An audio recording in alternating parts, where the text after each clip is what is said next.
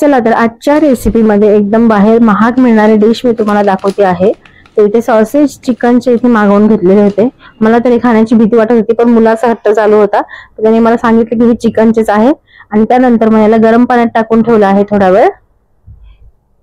त्यानंतर पॅन घ्यायचा आहे एक, त्यावर ते सॉसेज जे आहे ते आपल्याला फ्राय करून घ्यायचे आहे।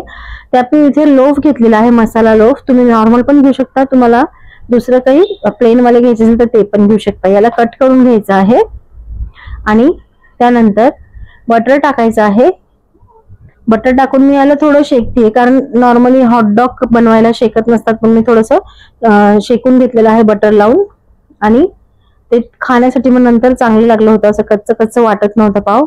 जर तुम्हाला नसेल शेकायचं तर ही प्रोसेस तुम्ही स्किप करू शकता। ते साईडला करून दिल्यानंतर आता बटर टाकले आहे त्याच पॅन मध्ये, त्यामध्ये थोडीशी लाल मिरची पावडर टाकलेली आहे आणि मीठ टाकलेलं आहे चवीनुसार। आणि सॉसेस जे आहे ते आता आपल्याला याच्यात थोडेसे मसाला लावून तयार करून घ्यायचे आहे।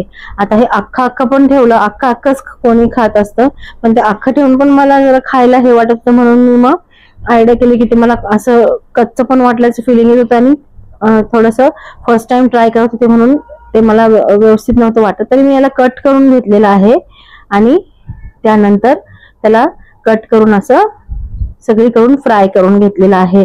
पण बाहेर एवढं महाग पैसे देण्यापेक्षा घरच्या घरीच तुम्ही ही हॉटडॉग चिकन हॉटडॉगची रेसिपी बनवू शकता। एकदम सोप्या पद्धतीने आहे, ते घरच्या सामानात मी दाखवले आहे। फक्त सॉसेज तुम्हाला आणि लोफ तुम्हाला आणावं लागतील विकत।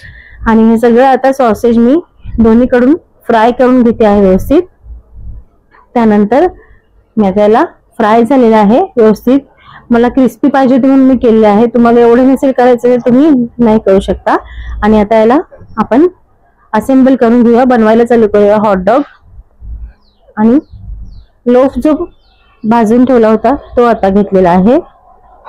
यामध्ये तुम्हाला सॉसेस तुमच्या आवडीनुसार तुम्ही लावू शकता। लोफला तुम्हाला लावायचं असेल तर तुम्ही लावू शकता, मी नाही लावलेला आहे कारण वरतून भरपूर याच्यावर पडतात नंतर सॉसेस। लेटेस्टचे पानं ठेवून घेतलेले आहे, हे नसेल तर तुम्ही पत्ताकोबीची पानं पण सरळ वापरू शकता। आणि त्यानंतर ओनियन इथे टाकून घेतलेला आहे। यामध्ये तुम्हाला आवडीचे व्हेजिटेबल्स तुम्ही अजून टाकायच्या असतील एक्स्ट्रा तर ऍड करू शकता। आता हा ब्रेड मोठा असल्यामुळे मी त्याच्यामध्ये एक सॉसेज कमी होईल म्हणून मी 2 इथे टाकून घेतलेले आहे। आणि मग त्यानंतर त्याच्यावर आता आपल्याला मेयोनीज टाकून घ्यायचं आहे, जे की आजकाल मुलांना आवडतं। थोडं एखाद्या वेळेस द्यायला हरकत नाहीये, नेहमी नेहमी नका देत जाऊ। आणि त्यानंतर मस्टर्ड सॉस टाकलेला आहे, तुम्हाला आवडत असेल तर टाका, नसेल आवडत तर स्किप करा, पण मस्टर्ड सॉसने याला फ्लेवर येतो एक। आणि नॉर्मल टोमॅटो केचप किंवा टोमॅटो सॉस इथे तुम्ही टाकून घ्यायचं आहे। आणि मस्त असं हॉटडॉग तुमचं घरच्या घरी बनवून तयार झालेलं आहे।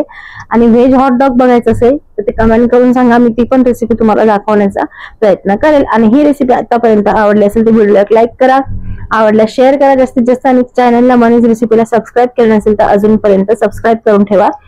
हिवाळ्याच्या मी एकदम मस्त रेसिपी घेऊन येणार आहे, पौष्टिक पौष्टिक, जे माझ्या चॅनलवर खूप फेमस आहे। त्यातच नवीन प्रकार मी एक घेऊन येते आहे आईने बनवलेला, त्यामुळे मनीज रेसिपीला लवकर सबस्क्राईब करून ठेवा। तर ही रेसिपी केल्यानंतर फीडबॅक द्यायला विसरू नका। भेटूया पुढच्या छान नवीन रेसिपी सोबत, तोपर्यंत बाय बाय।